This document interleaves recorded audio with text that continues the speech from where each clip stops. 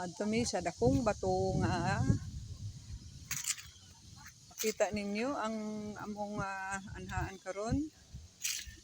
Nag-CR sila diha sa akin. Sa Rizal Shrine ni sulod, no? So, nindot siya, no? Museo ni Rizal.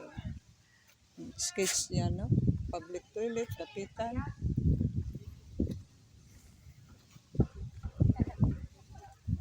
Nindot to kay nas tabi-tabi ng pispan. Saan yung pispan?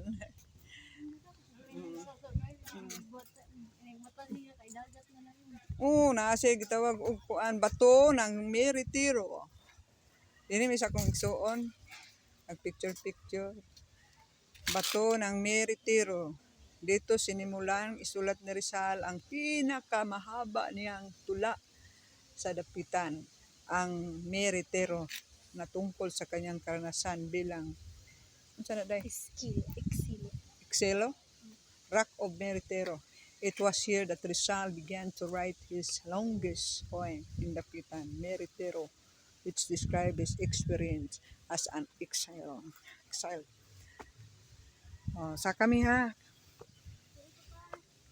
Sige day, picture ta kay kaning lugar daghang souvenir si Rizal diri. Nindot gid ha day. Ay sa kadjut ha, isa